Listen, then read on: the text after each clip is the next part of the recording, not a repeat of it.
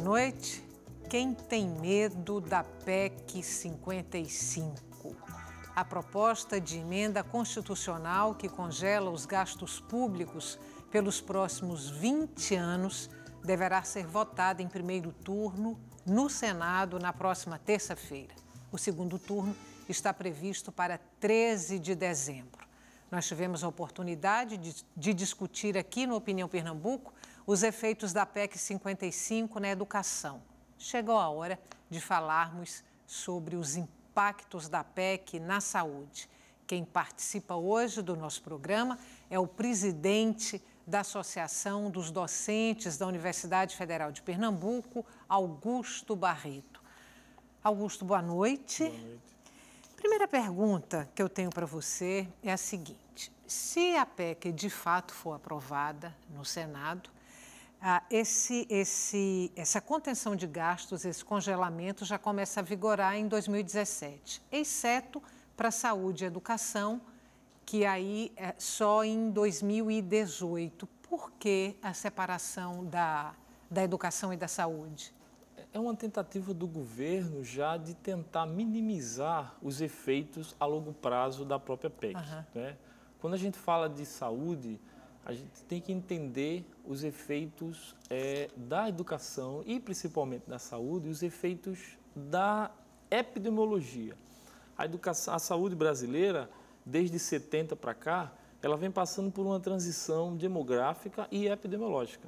Então, nós saímos hoje de 70, iniciamos essa transição, então saímos de uma grande contingente de população que adoecia de doença infecto-contagiosa para um contingente de pessoas que passam a adoecer hoje de doenças de país desenvolvido, ou seja, doenças cardiovasculares. E o Brasil hoje você consegue ter os dois extremos. Então você tem pessoas que morrem de doenças que é acometido em populações de baixa condição social e também de doenças acometidas em populações de alta condição social.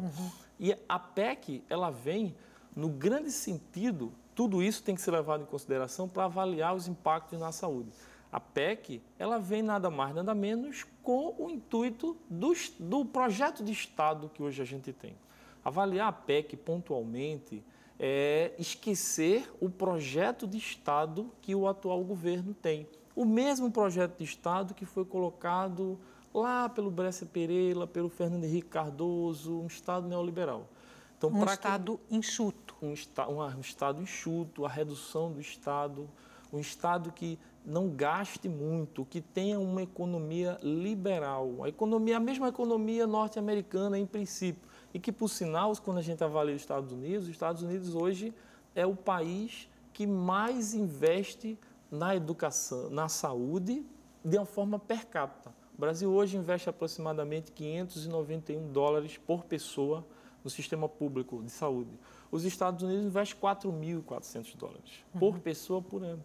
Então, mesmo o Estado neoliberal, como o Estado norte-americano, tem um investimento alto na saúde pública e também na saúde privada, mas na saúde pública.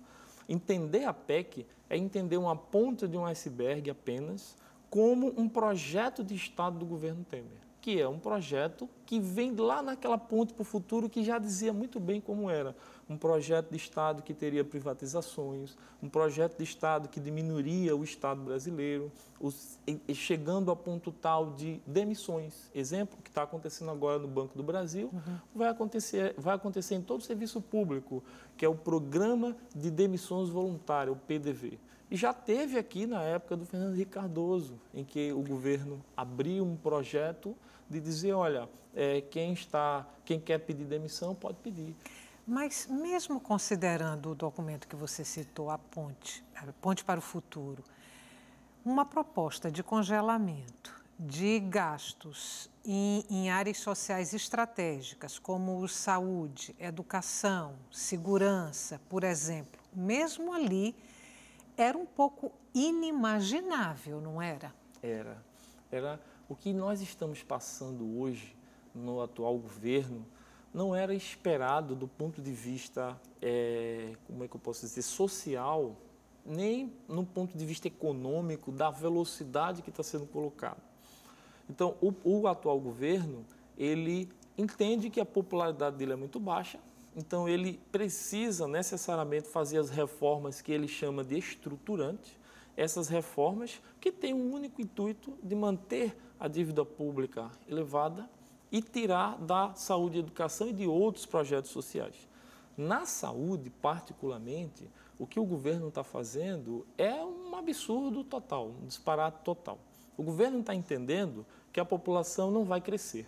Primeiro ponto, a população brasileira, em 2048, estaremos no clímax mais ou menos do tamanho da população brasileira, aproximadamente 230 milhões de pessoas. A partir de 2048, a população brasileira vai reduzir, vai diminuir. A PEC vai até 20 anos, então vai até 2030 e poucos.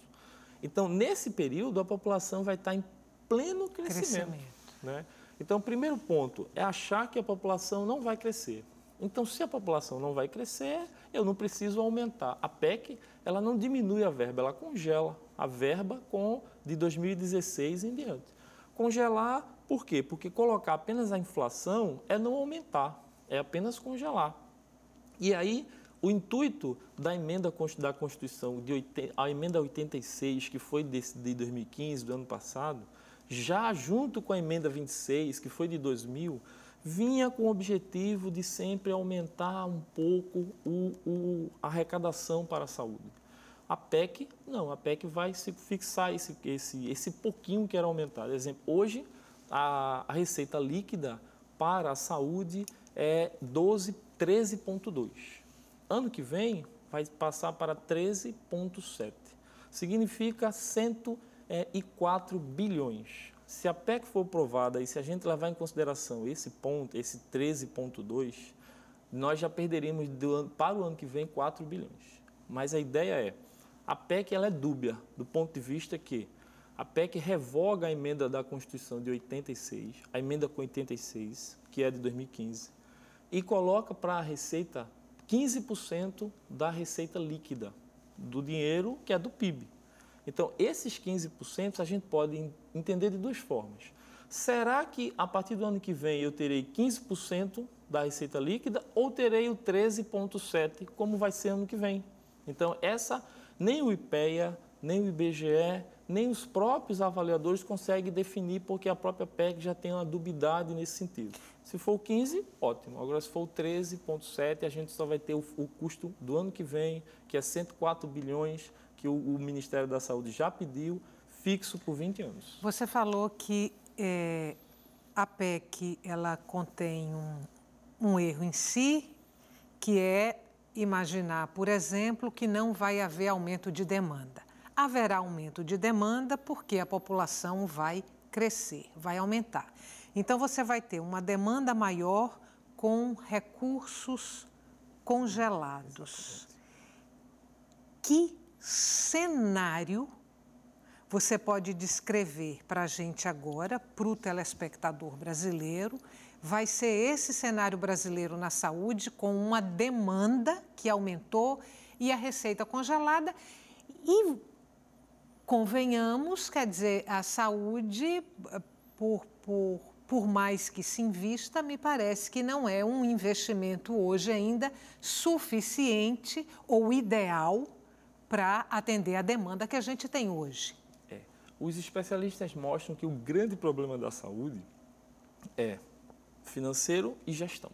Então, o grande problema é a gestão financeira e o próprio dinheiro. Em 90, após a Constituição de 88, em 90 iniciou um grande debate sobre o recurso para a saúde. De onde vinha? Como seria e como seria esse recurso elevado durante o decorrer do aumento da população. Um outro ponto que a gente tem que levar em consideração é que a transição demográfica da população faz a população morrer cada vez mais velha. Então, você morria com 60, morre com 70, daqui a pouco vai morrer com 80, com 100, então a população está envelhecendo.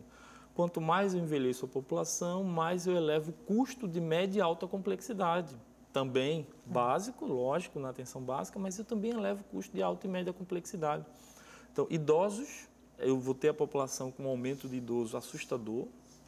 Eu vou ter aproximadamente 40 milhões de idosos daqui a alguns anos.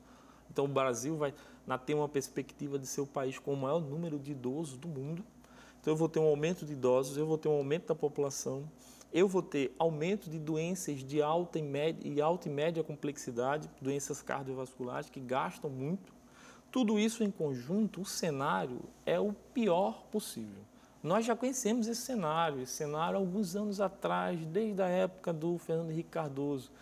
O debate não é ideológico, de forma nenhuma. Porque se você pegar a nota técnica do IPEA, o IPEA é um órgão do governo, não é um órgão partidário, é um órgão do governo.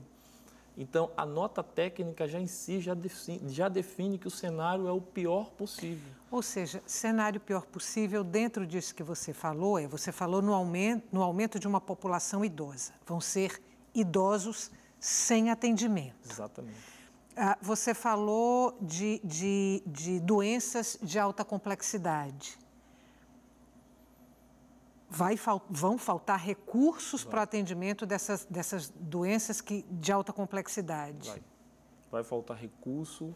O governo está propondo, já na perspectiva de o que ele chama de sistema de atenção de saúde popular. Né? Essa atenção de saúde popular também não resolve a situação. Vamos criar um plano de saúde popular, para que todo mundo tenha um plano de saúde complementar.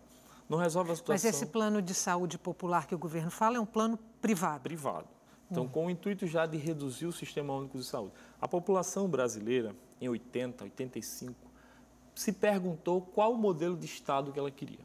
E qual o modelo que a população deseja?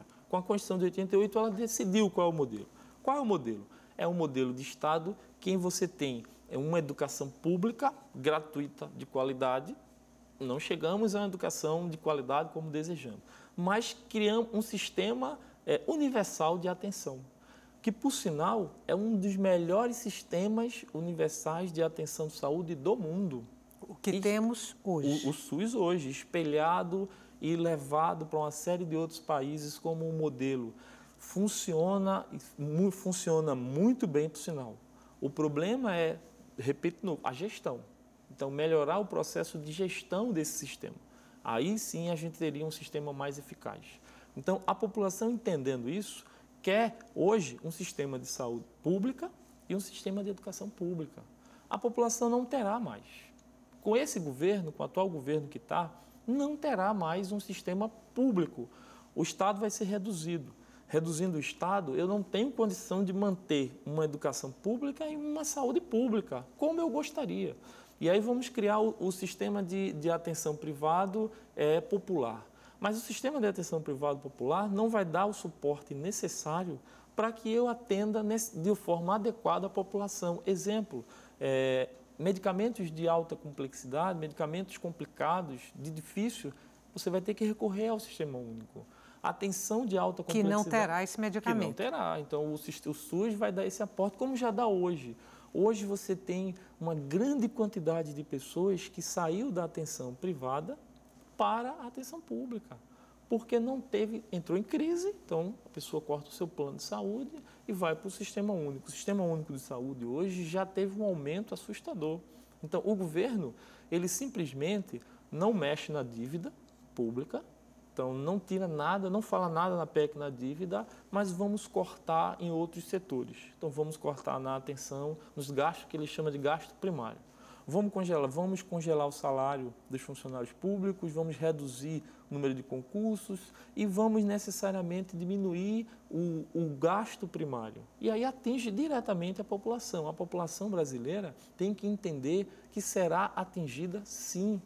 Vai ser atingida sim diretamente na saúde e na educação e outros projetos de políticas sociais. Mas será atingida sim. O que o governo diz e que muitos parlamentares dizem não é a verdade. É uma grande falácia isso. Eu vou te interromper um pouquinho, só um minuto, para a gente fazer um intervalo. O nosso intervalo é curto, você sabe disso. E o assunto que está sendo discutido hoje, aqui no Opinião Pernambuco, são os efeitos da PEC 55 na saúde brasileira. A gente volta já.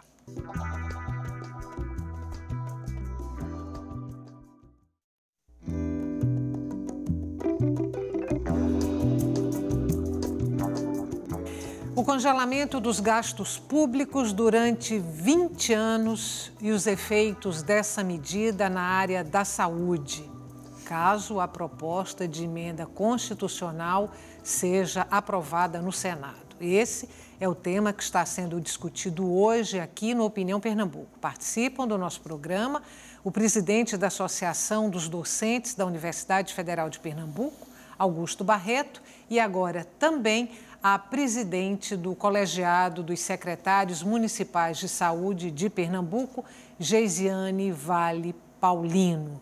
Geisiane, boa noite. Boa noite. Obrigada por ter aceito o nosso convite. Bem-vinda ao Opinião Pernambuco.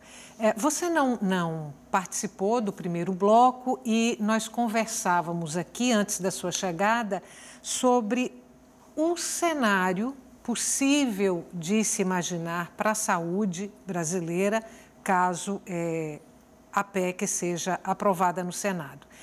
Eu me dei ao trabalho de entrar no site do Conselho Nacional de Saúde, eles têm lá um documento que trata da PEC 55, e esse documento fala que, em a PEC sendo aprovada durante esses 20 anos de congelamento, 434 bilhões de reais deixarão de ser injetados na saúde.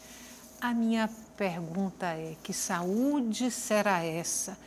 434 bilhões mais magra. É um dilema, né? E um desafio muito grande, porque hoje o Sistema Único de Saúde, os vários estudos demonstram que ele já tem um subfinanciamento para funcionar na qualidade e na perspectiva do direito que está garantido na Constituição, que diz que saúde é direito de todos e dever do Estado. Então, com esse subfinanciamento que ele já é real hoje, então o panorama que se apresenta para o futuro é um panorama muito ruim, na verdade, de situação bastante delicada e perigosa do ponto de vista do atendimento a esse direito, que é um direito universal que está colocado, que o SUS precisa estar a postos e organizado para atender a população brasileira. Então, na verdade, o que a gente observa é que, em você ter menos recurso daquilo que já está subfinanciado, você tem um panorama muito ruim nos próximos 20 anos do ponto de vista da saúde. E, além do mais, na verdade, às vezes eu fico até pensando que nós vamos voltar ao que era antes de 1988, com a Constituição que diz que saúde é direito de todos e dever do Estado, onde você tinha um contingente bastante significativo de pessoas que eram consideradas indigentes. Então, aquilo que hoje a gente garante como direito, a perspectiva é que a gente possa ter aí um grupo bastante significativo de pessoas que não vão conseguir chegar aos serviços e também não vão conseguir ter o acesso ou o atendimento que é necessário e que a população precisa. Então, é uma situação bastante difícil e eu acho que o que mais afronta, na verdade, é a questão de você ter aí um direito jogado no lixo, já que você coloca ele na Constituição, mas você não dá as condições concretas para que ele possa acontecer. Ou seja, corremos o risco de marginalizar mais ainda aqueles que, de certa forma, já estão à margem. Exatamente. E você falou, Estela, um dado interessante. O IPEA fez um cenário com dois modelos, né, de 20 anos. Um cenário com o limite da emenda, o limite para os gastos de 13,2%, como é o desse ano, e de 15%, aquilo que a gente tinha comentado no bloco anterior. E colocou a taxa de crescimento do PIB de 0%, 1%, de 0% ao ano, de 1% ao ano ou de 2% ao ano. E fez uma projeção em 20 anos. Né? Se nós levássemos em consideração o que a gente tem hoje de 13,2% do dinheiro arrecadado para o Sistema Único de Saúde, em 20 anos, se nós não crescermos, o PIB for zero durante os 20 anos, que é muito difícil, não é? Nós perderíamos 205 bilhões. Se o PIB for 2% ao ano, nesse crescimento, nós perderíamos 654 bilhões. Então, isso está na nota técnica 28 do IPEA. Isso é do governo.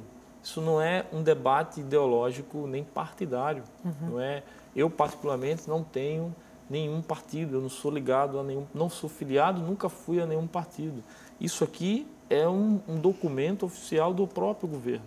Então, esse documento demonstra com clareza como será a saúde daqui a 20 anos. Ou seja, uma saúde que não dá acesso à população. E é engraçado que também, levando em consideração, na verdade, todas as análises que se faz demonstra que vai ter, sim, uma perda de dinheiro.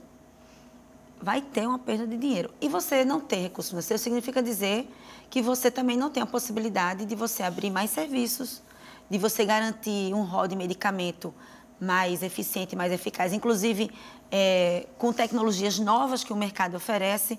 Significa dizer você ter pessoas que vai ter menos acesso a fazer determinados tratamentos de alta complexidade, porque hoje os tratamentos de alta complexidade eles terminam, de fato, absorvendo grande parte do recurso financeiro.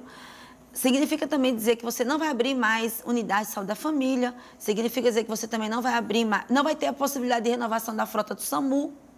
Estou falando de coisas concretas que significa que precisa ter dinheiro para você ter a manutenção do que já existe com a perspectiva de abertura de novos serviços, considerando aqui uma discussão que é bastante importante também, que é o envelhecimento da população, que demonstra que vai precisar de mais ainda ter serviço de saúde funcionando para poder receber essa população.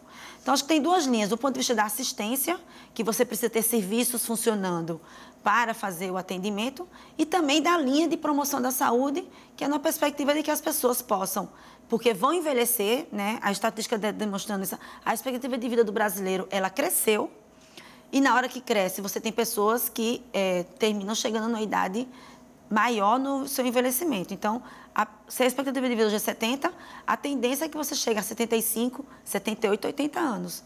E quem chega com 80 anos, com certeza, pode ter algumas atividades que podem ajudar para que você não venha desenvolver determinadas doenças crônicas, mas as estatísticas também mostram que você vai ter pessoas com doenças crônicas. Dois exemplos bastante simples: o controle da diabetes e da hipertensão. Então, chega uma determinada idade que as pessoas vão ter que fazer o controle da diabetes e hipertensão, e para isso tudo precisa de vários procedimentos, de exames, de medicamento, para que as pessoas não cheguem num determinado momento de sua vida com diabetes e hipertensão que tenha aí um prejuízo maior ou uma consequência mais grave da doença. Olha só, a gente está falando aqui, imaginando a precarização da saúde nesse prazo de vigência da PEC de 20 anos. Mas me ocorreu o seguinte: se vai haver uma precarização ao longo de 20 anos, vai haver inclusive um sucateamento até de equipamentos, tecnologia e tal. A PEC acaba com 20 anos, mas é de se esperar que a saúde ainda por muitos anos continue precarizada, porque você teve todo um desmonte e todo um desgaste, inclusive de equipamentos. E de equipamentos novos de alta tecnologia que provavelmente não irão chegar. Então, o meu raciocínio está errado, quer dizer, a gente pode dilatar essa precarização por mais de 20 anos? Seu raciocínio está correto, e principalmente se você levar em consideração a emenda constitucional que foi para vincular o dinheiro para o Sistema Único de Saúde. Se você levar a emenda de 2000, o debate veio de 88 a 2000. Então, em 2015, a gente tem outra emenda para fazer com que cheguemos à receita líquida de 15%, que é em 2020, 15% para a saúde, 2020, crescendo linearmente até chegar ao que a Organização Mundial de Saúde considera como o mínimo necessário. Então, o sucateamento, os gestores terão uma dificuldade enorme. E aí os apoiadores da PEC dizem que o Congresso poderá destinar recursos extra para a saúde, como um argumento. Então, só que vai tirar da onde? Independente se o Brasil crescer, vamos supor que o Brasil passe a crescer uma taxa agora de 7%. É lógico que é utópico, mas vamos supor que aconteça uma taxa de crescimento do Brasil de 7%. O gasto para a saúde e educação estará congelado, independente do crescimento do Brasil.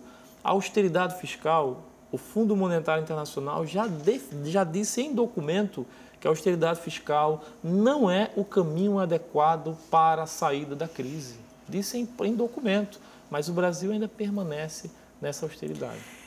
Veja bem, os opositores do governo chamam a PEC de PEC do fim do mundo. É o apelido que a PEC tem. O governo diz que é uma medida austera, mas extremamente necessária para tirar o país da recessão. Como é que fica o cidadão brasileiro? Como é que fica o eleitor? Que instrumentos ele tem para aferir isso que está aí, considerando esses dois extremos, esses dois polos? A oposição diz, é a PEC do fim do mundo, e o governo diz, é uma medida amarga, mas extremamente necessária e salutar. Eu entendo da seguinte forma, eu acho que tem que ter, de fato, um controle do gasto. Temos que ter esse controle do gasto. E você tem vários mecanismos de gestão, você tem aí, a própria sociedade criou mecanismos e canais de ter o controle social. Na saúde mesmo, a gente funciona hoje, para você, inclusive, receber um recurso financeiro do governo federal, você tem que ter constituído os conselhos municipais de saúde e os conselhos estaduais de saúde, que sentam lá de forma tripartite, representação dos usuários, representação da gestão e representação dos trabalhadores. Então, esse é um exemplo que tem colocado do ponto de vista de que é um espaço de fiscalização, é um espaço de pactuação, é um espaço que, de fato, o gestor, o trabalhador precisa prestar conta, o usuário também tem o seu momento de colocar a sua discussão lá. Então, você tem mecanismos hoje, institucionais, inclusive, de você ter aí a fiscalização do ponto de vista do gasto público. Agora, a grande questão colocada é, esse é um remédio amargo e que vai ter uma consequência. O dilema que está colocado hoje para a gente, enquanto, principalmente quem trabalha na saúde, quem está aí por dentro é a consequência desse remédio amargo. Porque, às vezes, você toma um remédio amargo... São os efeitos colaterais. Você toma um remédio amargo, mas você tem aí a garantia de que você vai, de fato, ficar bem. E nessa situação, em 20 anos, você não tem. Porque uma coisa é você ter um espaço de 5 anos garantido, aí você toma um remédio amargo de 5 anos, mas você tem aí a garantia de que depois de 5 anos, 5 anos, eu estou dando aí um número qualquer, você tem a garantia de que vai ter depois o retorno disso. Mas 20 anos é uma geração, se você pensar bem. Quem nasce hoje no SUS vai ver o SUS precarizado durante 20 anos para colher um resultado de uma medida que está sendo tomada. É uma geração. É você nascer hoje e daqui a 20 anos você ter a garantia do seu direito à saúde universal, como está colocado na Constituição. Aí eu quero retomar esse ponto do cidadão brasileiro. O cidadão brasileiro, ele está numa situação hoje muito complicada. De um lado, ele investiu o voto, não é, num partido de esquerda, num projeto de Estado, como a gente tinha comentado anteriormente ao governo Lula, em que o governo Lula teve um modelo de Estado, que aí eu não vou entrar no mérito do neoliberalismo, se ele foi ou não neoliberal, mas ele teve um projeto de Estado em que teve uma melhor distribuição de renda. Se nós pegarmos os gráficos de distribuição de renda, nós veremos que a melhora da distribuição de renda iniciou exatamente quando o governo do Partido dos Trabalhadores entrou. E isso fez com que nós saímos do mapa da fome, da miséria. A miséria, a fome da população levam a uma série de consequências na saúde. Então, a população investiu nisso, investiu num projeto de Estado e viu esse projeto de Estado transformar-se durante o percurso dos partidos dos trabalhadores, de um projeto de Estado que saiu de uma melhor distribuição de renda, um projeto de Estado em que iniciou uma série de medidas para combater preconceitos históricos e uma estrutura histórica, e viu esse projeto de Estado entrar com um sistema neoliberal semelhante. Então a população aí viu também corrupção, viu também tudo o que era combatido anteriormente ser posto na mesa do próprio governo. E aí não vamos entrar no mérito se isso foi verdade ou não, mas é o que está posto para a população. O que está posto é isso. É que o governo anterior não era diferente dos outros governos. Então, as medidas da grande diferença do projeto de Estado não foi colocado em jogo. A população acha que os estados, o projeto de estado são iguais. E esse é o dilema. Eu retorno a um projeto de estado anterior ou eu agora invisto em um novo modelo de estado, que é o modelo neoliberal. É o modelo que a gente já conhece, das privatizações, das organizações. A população ainda tem, de um modo geral, ainda tem a ilusão de que está combatendo a corrupção? Eu acho que alguns ainda têm, né? Alguns grupos ainda têm a ilusão que há um combate veemente à corrupção, colocando o atual governo no poder, voltando. A ideia do governo atual agora é criar um presidente tampão. Então, a partir de janeiro, provavelmente, o debate da saída do Temer será amplificado, maximizado. E um governo tampão deve entrar no lugar, e aí já se tem rumores em que provavelmente o próprio Fernando Henrique Cardoso deve ser esse governo. Então, aí a população volta àquela condição do Plano Real, tudo isso, e a população entende que com isso deve combater a corrupção, mas não vai combater a corrupção. Vamos fazer mais um intervalo curto, a gente volta daqui a pouquinho. O tema de hoje do nosso programa são os efeitos da PEC 55 na saúde. Até já.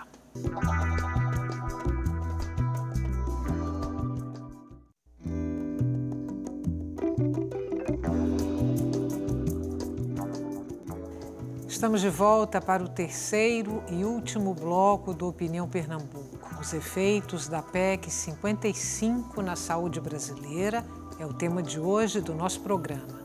Participam o presidente da Associação dos Docentes da Universidade Federal de Pernambuco, Augusto Barreto, e também a presidente do Colegiado dos Secretários Municipais de Saúde de Pernambuco, Geisiane Vale Paulino. Como vão ficar estados e municípios?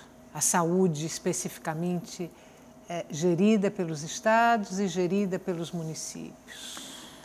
Então, hoje, a partir da emenda constitucional de 2000, que estabeleceu lá os percentuais de repasse financeiro do Estado, do município e da própria União, que depois foi revisto com a emenda constitucional 86, os estudos têm demonstrado, e aí tem um sistema que ele é público, que chama de CIOPS, Sistema de Informação do Orçamento e Programação de Saúde, que aí passou a ser uma ferramenta fundamental de alimentação tanto dos estados como do município, como também da União, para demonstrar o que cada esfera de governo gasta com saúde. E aí, essa ferramenta hoje, ela demonstra que, por exemplo, a média nacional dos municípios é em torno de 22% do que os municípios arrecadam de alguns impostos, que é específico do município, sendo gasto em saúde. Os estados estão em torno de 12% a 15%. Então, hoje, a grande defasagem do ponto de vista da emenda constitucional 86 é a União. Então, termina hoje os estados e os municípios no montante de recurso financeiro gasto com saúde, demonstrando que está quase que par e passo com a União. Com um detalhe, né? A grande arrecadação de imposto hoje encontra-se sob a gestão nacional, sob a gestão da União. Então, tem esse descompasso aí muito grande hoje do ponto de vista do que está exigido na lei e que exige que você também possa estar fazendo os investimentos e os gastos em saúde. Então, hoje tem esse descompasso. No entanto, a esfera estadual e municipal, ela tem conseguido avançar no ponto de vista do investimento e recaindo a maior parcela dentro da gestão municipal, considerando que é lá no território que o cidadão está mais próximo da casa do prefeito, que está mais próximo da casa do secretário e que exige realmente um maior investimento. Então, hoje tem essa equação aí que os municípios e os estados têm apresentado e exigido aí que a União, de fato, consiga fazer o seu repasse que está previsto na Constituição. Por outro lado, com a PEC 55, esse estado de repasse financeiro do governo federal para os municípios e para o estado, a tendência é ele ficar congelado. Então, grande parte dos serviços que se abre hoje tem um dinheiro que é do Ministério da Saúde, mas termina os estados e os municípios também aportando para que eles funcionem. E só o estado e só o município hoje não teria condições também de botar para funcionar. Olha só, segundo dados do IBGE, a população que mais necessita dos serviços públicos, principalmente saúde e educação, é a população negra. Levando isso em consideração, o presidente do Instituto, Luiz Gama, que é um instituto que atua em defesa das causas sociais, disse que essa era uma PEC racista. E aí eu peço a opinião de vocês. Eu digo que é uma PEC que não vai atingir apenas a população negra, vai atingir a população de uma maneira geral. Não é? Ela vai atingir os projetos sociais para a população LGBT, ela vai atingir os projetos sociais para a população negra, para a população pobre, vai atingir a classe média, porque essa classe média também está em crise, cortou seus planos de saúde, vai se colocar no Sistema Único de Saúde, e o sistema não vai suportar isso, como já não está suportando. A economia colocada na saúde, ela é uma mola propulsora. Os estudos mostram que a cada R$1 investido na saúde, você tem 1,7, R$1,70 no PIB, elevado no PIB, ou seja, você tem, a cada R$1 investido na saúde, você tem 70 centavos a mais, 1,70 no PIB. Então, a saúde não pode ser encarado como um gasto, a educação não pode ser encarada como um gasto, e tem que ser encarado também como uma estratégia de mola propulsora da própria economia. Então, a quantidade de emprego, a condição que a saúde tem quando o governo investe na saúde e na educação, gera muita coisa. E o governo está esquecendo isso, né? Então, eu não vejo que apenas a população negra, lógico, a população negra vai ser talvez mais afetada porque é a população que historicamente avaliada, se a gente avaliar historicamente, é a população que tem a maior concentração de pessoas de baixa condição, não é? E isso o governo anterior tentou fazer modificações e conseguiu, não é? Hoje a gente vê nas universidades, a gente vê alunos que vieram de escola pública, alunos negros, coisa que a gente não via mais há um tempo nas universidades, nas escolas. E isso a gente vem conseguindo mudar. Então, eu acho que todos nós seremos atingidos. Roberto, que está assistindo ao programa, mandou a seguinte pergunta para a gente. A PEC vai diminuir investimento para a infraestrutura? Vai. Do ponto de vista da saúde, com certeza. Porque hoje, o grande dilema colocado é você manter o que está aí. E manter o que está aí significa dizer que são serviços que já estão funcionando, que já estão abertos, que você não vai precisar construir, porque já está aí colocado. Então, eu acho que vai na saúde, com certeza. Agora, eu queria colocar minha opinião com relação à PEC racista. Né? Eu entendo também que, do ponto de vista, se você entender que a saúde hoje é um direito e o SUS garante esse direito, então, na verdade, todos vão ser atingidos. Talvez mais a população negra, porque procura mais o serviço. E por que todos vão ser atingidos? Pense que hoje, o pãozinho que você comeu, né, a vigilância sanitária esteve lá e garantiu que o pãozinho que você comeu, ele tem a quantidade suficiente de produtos e elementos que façam com que o pão seja saudável.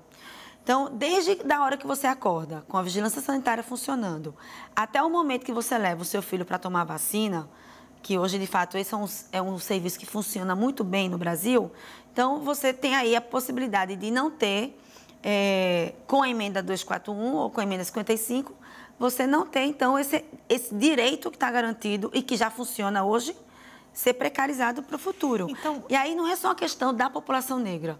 Na verdade, vai terminar sendo da população brasileira. O que você está dizendo, o que vocês estão dizendo até aqui além dos medicamentos serem afetados diretamente pela PEC 55, além dos exames de alta complexidade serem afetados diretamente pela PEC 55, além das condições hospitalares serem afetadas diretamente pela PEC 55, também a vigilância sanitária vai ser afetada pela PEC 55. todo o pacote da saúde. A vigilância sanitária não está separado da saúde, a vigilância epidemiológica, toda a atenção básica vai ser afetada. Então, é como a colega falou, é como manter isso, como manter o que já tem. Para manter o que já tem, teremos dificuldade. Imagine para crescer, se a população crescer e o IBGE mostra que vai crescer. Só para manter o já existente, teremos grande dificuldade, o governo vai ter grande dificuldade, os hospitais estarão extremamente precarizados e com a reforma que vem em seguida, a reforma da Previdência e a reforma trabalhista, então já podemos entender que o pacote vai estar completo, então não tem ausência de concurso público, congelamento de salário, desvinculação da receita que estava na Constituição, não vai ter mais.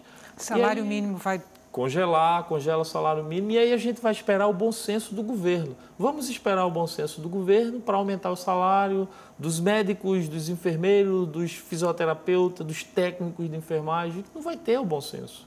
Não vai ter nunca o governo um bom senso. Tudo que nós temos hoje foi com muita luta, conquistada abaixo de muita luta.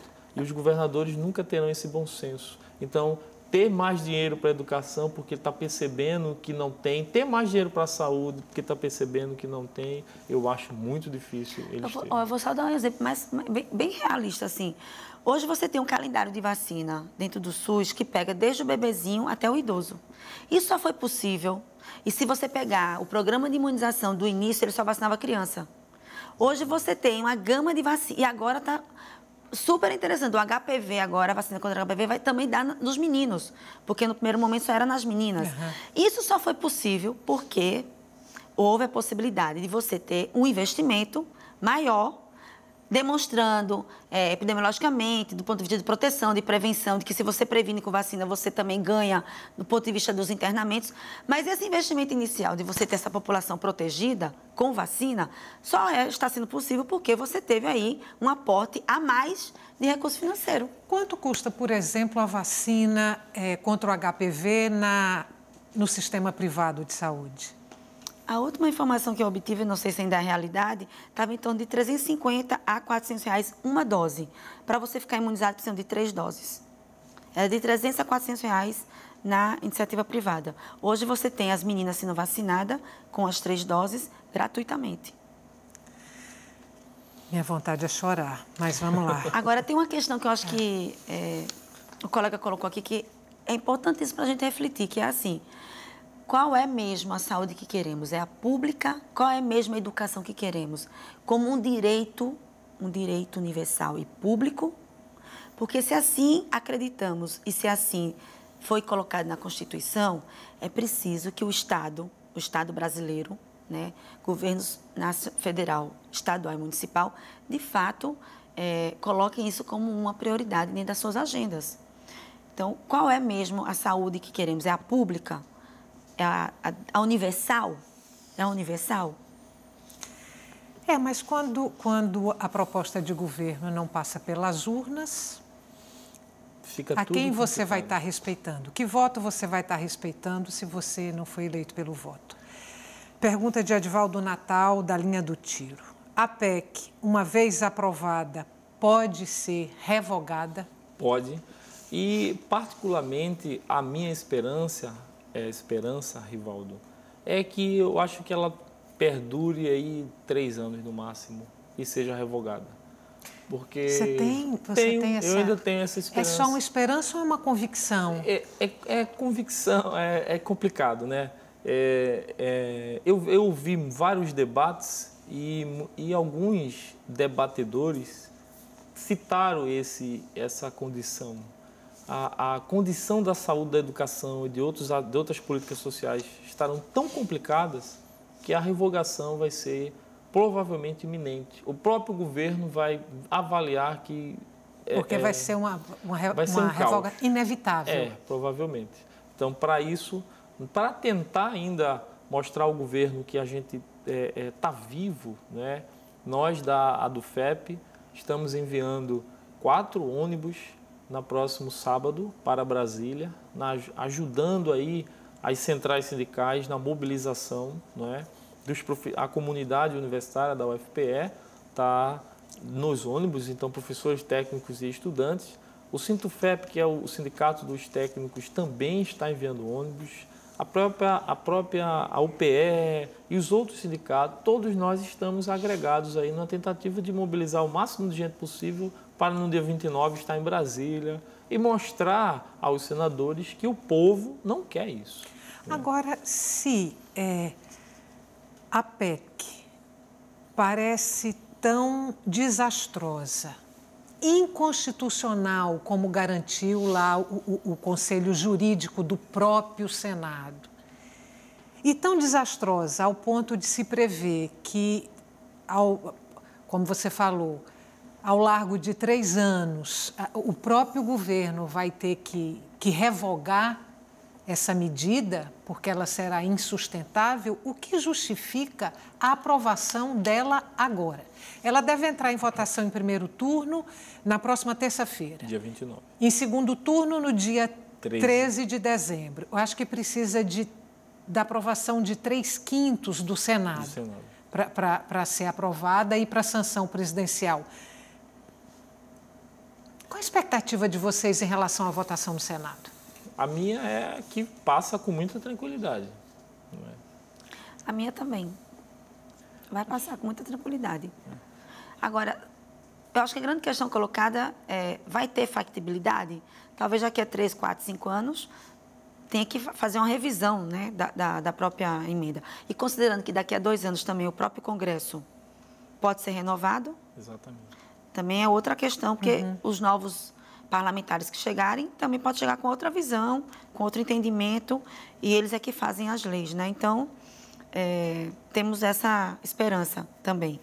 Agora, eu acho que uma questão que a gente tem pensado muito na saúde lá, enquanto gestão, é assim: hoje você tem um grau de judicialização bastante grande, principalmente para a garantia de medicamentos.